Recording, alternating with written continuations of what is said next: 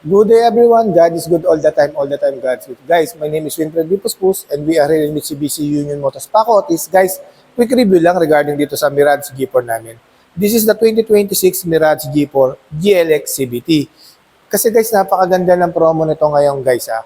Wala kang, 15,000 lang yung monthly mo tapos ang cash out mo 19,000. Tapos meron ka pang libreng 20,000 na fuel subsidy.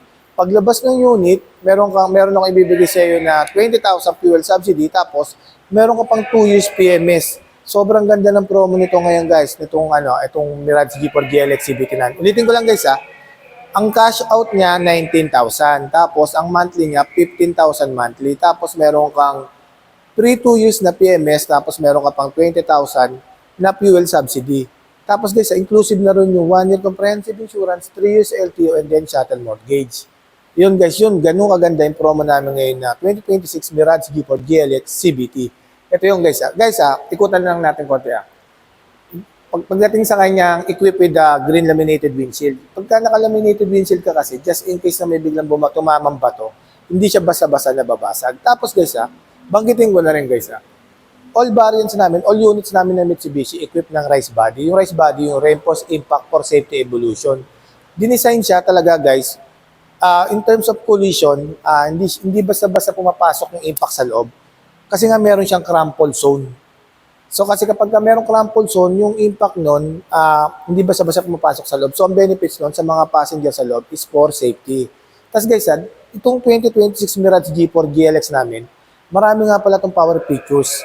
Binalik si anti-lock braking system. Tapos, meron na rin siyang electronic brake post distribution. Tapos guys, ang kagandaan dito guys, yung hill start assist control, pati yung Mitsubishi Active Stability and Traction Control, dati, si G4 wala nun. Expander lang meron nun pataas. Expander, X-Force, Montero, Triton, yun lang mga meron. Pero ngayon, si 2026 Mirage G4, meron na nun. Banggitin ko lang ulit ABS, yung anti-lock braking system. Tapos EBD, Electronic Brake Post Distribution. Tapos yung Hill Start Assist Control. Tapos yung Mitsubishi Active and Traction Control. Yun yung mga power features na meron si Mirage G4 2026 na dati wala nun. Tapos guys siyempre, Mirage G4 napakatipid pagdating sa fuel consumption kasi nga guys ang engine niya guys 1.2 liters, 3-cylinder inline, naka-double overhead camshaft na yan. Tapos, with the technology of Maybach, gasoline engine guys yung Maybach kasi meron kang tatlong benefits doon. More power, fuel efficiency, and then less emission. Yun yung kagandahan na kapag naka-Maybach ka. Guys, fuel consumption nito guys nasa 22 to. 22 km per liter. Ulitin ko lang pagdating sa fuel consumption, 22 km per liter.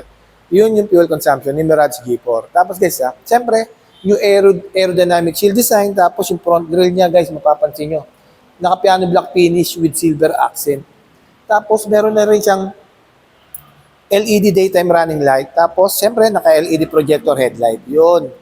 Yun yung kagandahan kay 2026 Mirage G4. Tapos, pagdating sa kanyang side profile, guys, yung mags niya, guys, bago rin yan, guys.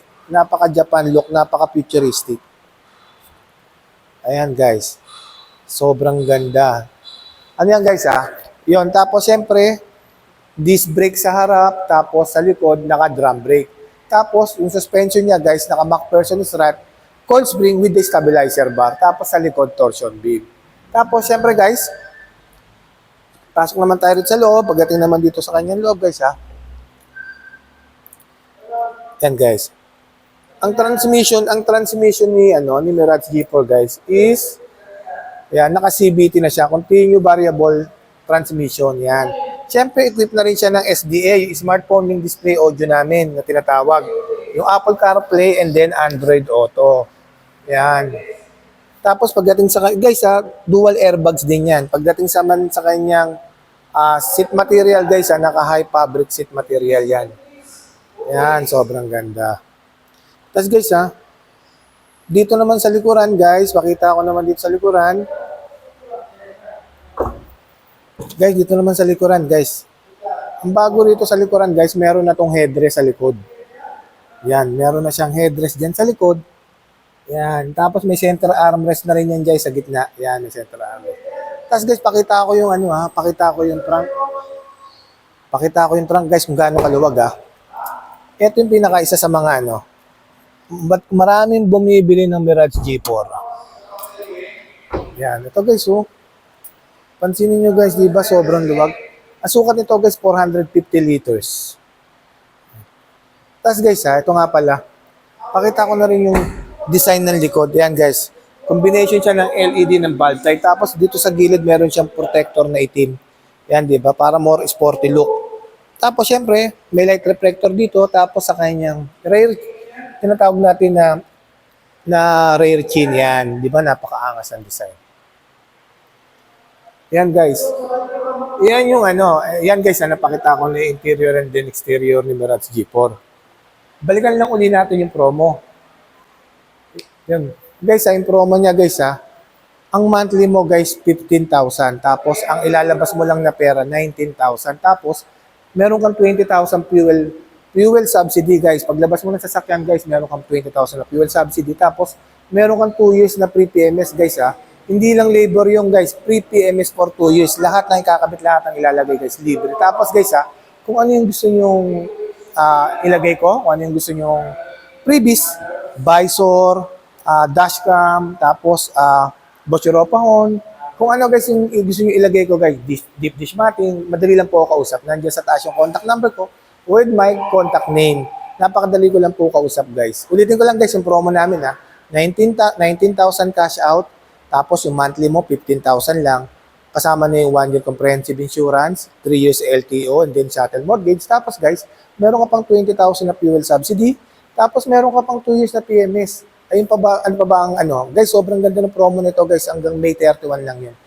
Kaya guys, sa mga nagbabalak na bumili ng Mirage G4, huwag na po kayo magpatumpit-tumpit pa. Ngayon pa lang po guys, i-go na natin to. Yan guys sa mga mag-inquire guys, nandiyan yung contact name ko with my contact number. Once again, my name is Winfred B. Puspos. Ang lagi nagsasabing anumang hirap ang pagdaanan natin dito sa mundo, mananatiling mabuti ang Diyos. Maraming salamat po. God bless everyone. Thank you po.